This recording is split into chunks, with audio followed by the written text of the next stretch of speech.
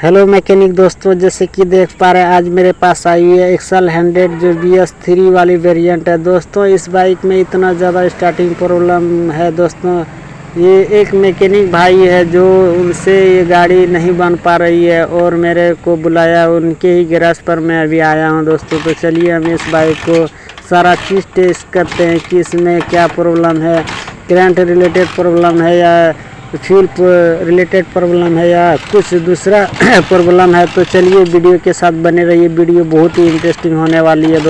दोस्तों इस बाइक में ऐसा प्रॉब्लम है कि कभी कभी स्टार्ट हो जाता है बट जैसे ही रेस लेते हैं तो गाड़ी बंद पड़ जाती है। तो इसमें हो सकता है दोस्तों इसमें कार्बोरेटर का ही दिक्कत है, बट मैकेनिक भाई ने कार्बोरेटर को क्लीन किया। तो देखिए हम करंट को चेक करा रहे हैं। देखिए दोस्तों करंट एकदम परफेक्ट है, करंट में कोई इशू नहीं है। और जहां तक देख रहे हैं कि प्लग भी बॉस का नहीं न्यू डाला हुआ है।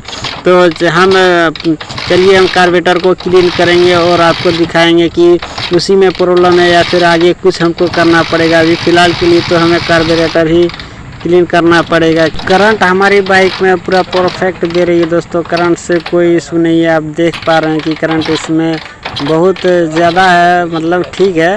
तो चलिए हम कार्बोरेटर को पहले खोल लेते हैं। टैंक को ओपन कर लिए हैं और देखिए दोस्तों जहाँ तक देख रहे हैं कि कार्बोरेटर ठीक है, क्लीन किया हुआ, बट हो सकता है इसका जेड वुड सही से क्लीन नहीं किया गया हो, जबकि इस कार्बोरेटर को 2 बार क्लीन किया गया। बट मेरे को क्यों कन्फ्यूज़न लग रहा है कि प्रॉब्लम इसी कार्बोरेटर में है। तो चलिए हम इसे खोल लेते हैं और अच्छे से जेड वुड क्लीन करके फिर आपको दिखाएंगे कि इसमें एक्चुअली प्रॉब्लम कार्बोरेटर से ही है या दूसरा में। तो चलिए हम इसे पहले ओपन कर लेते हैं, उसके बाद आपको दिखाते हैं।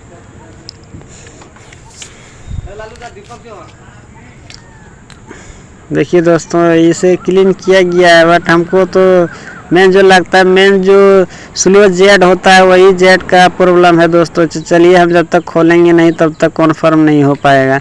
तो स्लाइड को हम खोल लेते हैं, उसके बाद चौक केबल को भी खोल लेते हैं। देखिए दोस्तों कार्बोरेटर हम आपको दिखाने की कोशिश कर रहे हैं।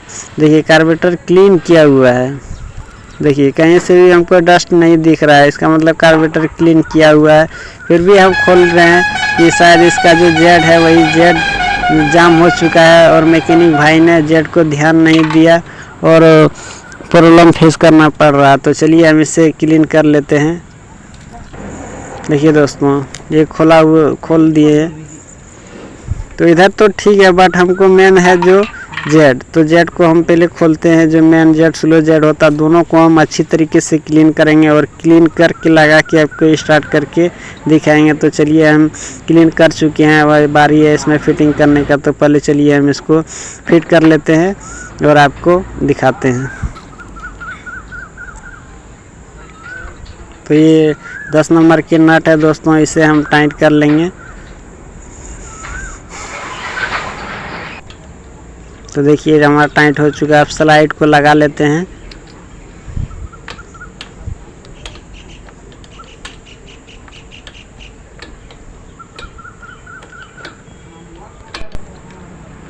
चौक केबल को भी लगा लेते हैं। और दोस्तों अगर आप मेरे चैनल पर नए हैं तो प्लीज़ मेरे चैनल को सब्सक्राइब कर दें। दोस्तों सपोर्टिंग की बहुत ज़्यादा आवश्यकता है दोस्तों, इसी तरह हम रोज़ हेल्पफुल टेक्निकल वीडियो आप लोगों के लिए लाता ही रहता हूं दोस्तों।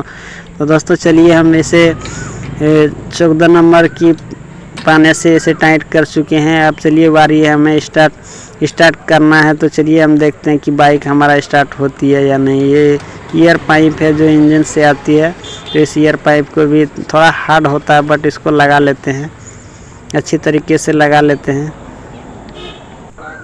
तो देखिए दोस्तों हमने की को ऑन किया और हम देखते हैं की का उपयोग करके।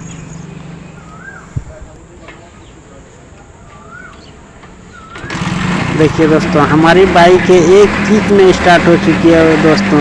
तो मेन जो था इसमें दोस्तों प्रॉब्लम इसका जो स्लो जेड, जो मेन जेड स्लो जेड दोनों जो दोस्तों इतना जो मेन तो था स्लो जेड जो बहुत ज़्यादा उसमें डस्ट था और उसका जो छेदा होता उसमें बराबर क्लीन नहीं था। तो फिर मिलते हैं नेक्स्ट वीडियो में।